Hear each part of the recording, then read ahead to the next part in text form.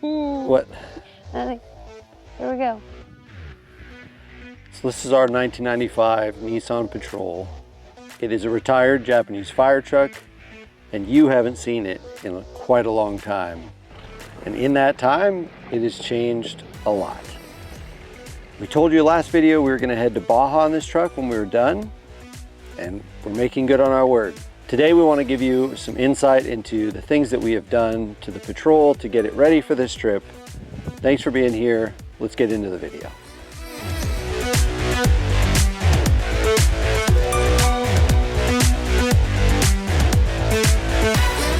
So there are a few things that we did to the back of the truck to get it ready to go. First off, you're gonna notice that we have the tray and canopy. Patrick worked very closely with Summit Expedition trucks to be able to get this dream to come true because it was mostly custom fabricated. So they worked over email, text, and FaceTime to get all the precise measurements. The tray itself is standard size, but the canopy is entirely custom. Just because we have the bubble top, it did make it a little bit taller than what a normal truck would be. Patrick drove all the way up to like northern Alberta to be able to get this installed in the shop at Summit Expedition Trucks, and they were able to get that hammered out in like a day. It was a wild ride for him. It's something like 1,700 miles in 3 days, plus a full day of getting stuff worked on. So it was a fast turnaround, but the guys did a fantastic job, and we could not be happier with the tray and canopy setup.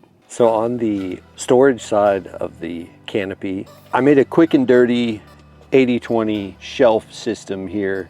As you can see, we've already got some repairs that had to take place. Big shout out to Fred Williams from Dirt Every Day. Turns out he's a friend of a friend.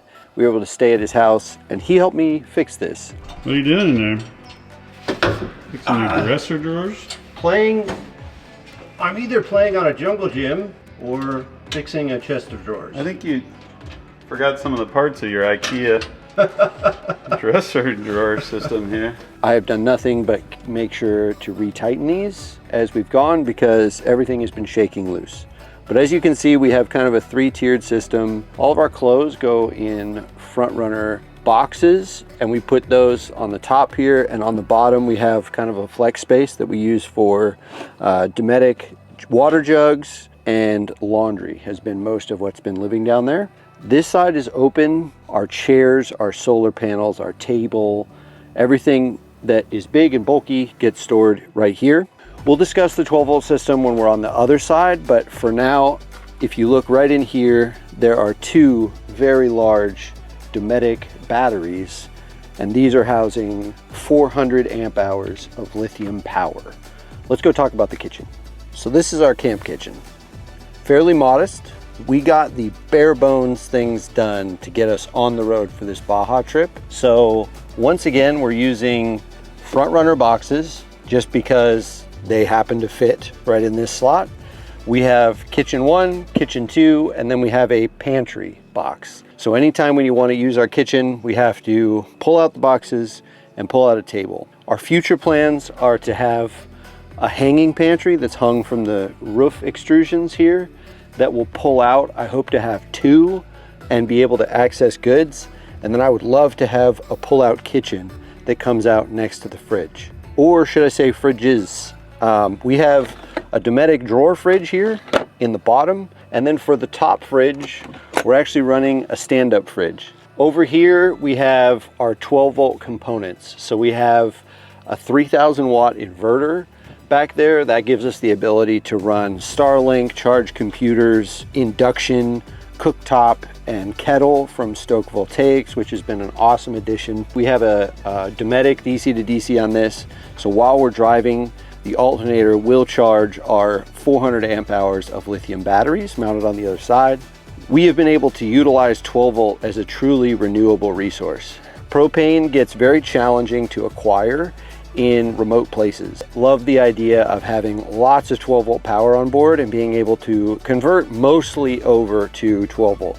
Over here mounted on this threshold, we have 2 accessory outlets. So we have a bunch of 12 volt outlets to monitor and run the whole 12 volt system. We're running a Submarine. It gives us a screen with graphs and readouts and all kinds of stuff that, to be honest with you, I don't ever use. It's a place for me to switch things on and off, and then I can check the battery power. Let's talk about the tent. So this is the iKamper X cover. So it sleeps up to 4 people, which was huge for us because we've been running a 2-person rooftop tent and the boys have been loving their ground tent. For us going to Baja in particular, we just didn't really feel comfortable with leaving the boys on the ground. X cover was a great option for us. It's not the hard top, so it takes a little bit more effort. You get a ton of space in here. So inside the tent, the boys each have their own sleeping bag. Patrick and I have 2 Aeronaut sleeping quilts, which are absolutely fantastic. And then we have 2 Dometic blankets in here as well.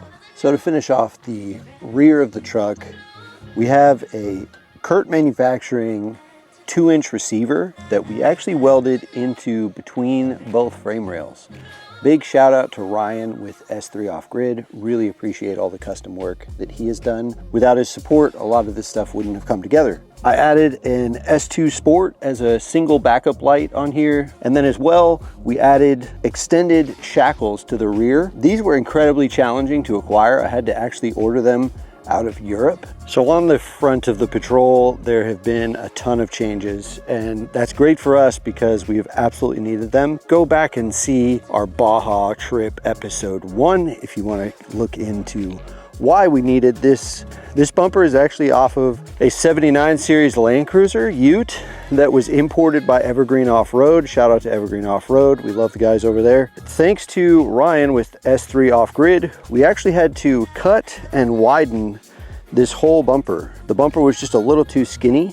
Apparently the 79 series is just a little skinnier. And so we added about 2 inches, cut the whole bumper in half and started over. Pretty wild, but totally worked. We built some custom shackle points here on the front, which have come in really, really handy. And those go through the bumper and then integrate right into the frame rail. We are running 2 Baja Designs LP6 Pros. To finish out the bumper, we have our Midland Radio Highland antenna, a super functional GMRS antenna, but it also has the added advantage of having just an awesome aesthetic. I think that rounds off the front of the vehicle.